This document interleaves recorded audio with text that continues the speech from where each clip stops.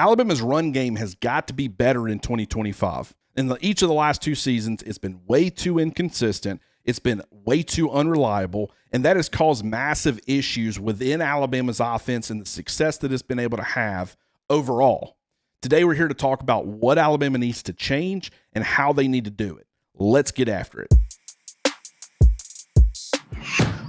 What is up, everybody? Clint Lamb with A to Z Sports and Cover Crimson. So Alabama's run game, in particular its traditional run game, has got to be better in 2025. As I said, in each of the last 2 seasons, it hadn't been reliable, it hadn't been consistent, and that has caused massive issues as far as the overall success of Alabama's offense. And here's where offenses are at their best, when they're able to not only throw the football, but also run the football and be able to play a numbers game with opposing defenses. Like, okay, if you want to stack the box, if you want to put numbers up in the box, we're going to throw the football and we're going to have success creating some matchups downfield.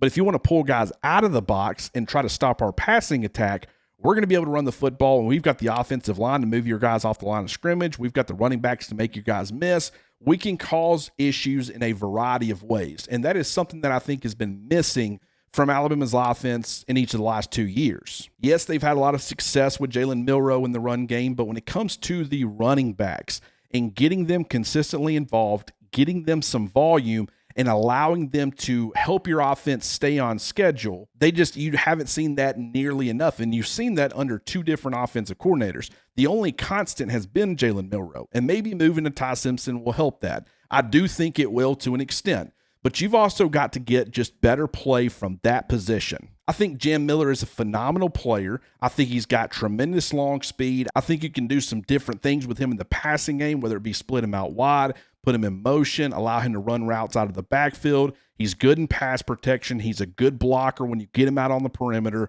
There's a lot to like about Jaylen Miller and what he brings to the table, but I will say he's got a little bit of hip stiffness, and I think from a vision standpoint, he just doesn't always see it. Sometimes that explosiveness that he brings to the table actually gets him in trouble because he'll get ahead of himself. He'll miss some opportunities, some lanes that were there.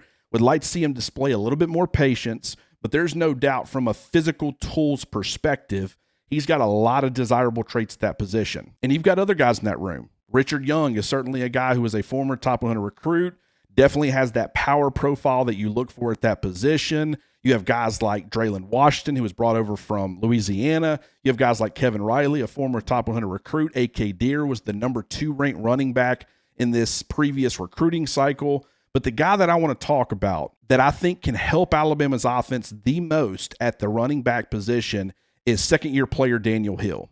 Now, this is a 6'1", 244-pound running back who brings tremendous power. He is the biggest running back on Alabama's roster, pure running back that I can remember in recent times. Even a guy like Derrick Henry, who was taller, he only weighed 242 pounds. You look at a guy like Justin Fowler, who maybe started off as a running back, but he ended up being a fullback or an H-back type at 6'1", 250 pounds.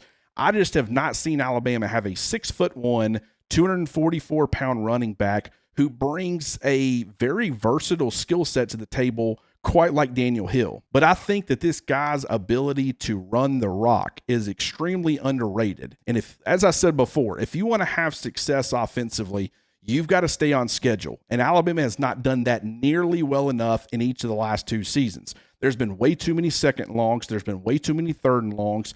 And when you put your offense in those kind of positions, you're very limited in what you can call and how you can attack opposing defenses. And so it's really about getting the guy or guys who can consistently churn out bare minimum 4 or 5 yards on the ground and put you in those favorable situations. Allow it to be a 2nd and 6 or a 3rd and 2 or a 3rd and 1. It keeps the entire playbook open, and you can really start to have some fun offensively and mix in some of those explosive plays that Kalen DeBoer and Ryan Grubb's offense are capable of. And I think with Daniel Hill's power profile and the fact that he kind of is one of those guys who I think has good vision. Now, we don't know for sure and won't know for sure until we actually see him more consistently live, but I think that he might end up being Alabama's best bet as far as being able to handle the down-in, down-out responsibilities of a running back. And when it comes to catching footballs out of the backfield or being a quality pass protector, I don't know for sure what he's going to be as far as in pass protection because we just haven't seen it a ton so far throughout his high school career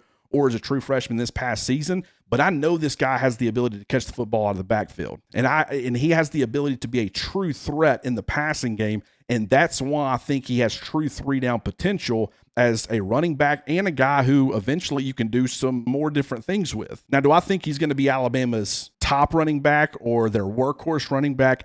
I do think that's a possibility, and I don't want to completely dismiss that. But no, I'm not currently predicting that. I still think Jaylen Miller is going to be the starter. You could end up seeing Richard Young be an RB2, or maybe you see Draylen Washington kind of mixing in there as well. But Daniel Hill, I feel like, is probably my safest bet as far as a guy who is going to be a part of the rotation early, and he's going to continue to be a part of that rotation throughout the entirety of 2025. He's got a super intriguing skill set. He's a fun player to watch. And if they can get out of him what I think they can get out of him, I think Alabama's offense is going to be that much more lethal because they're going to be able to run the football consistently and they're going to be able to throw it consistently.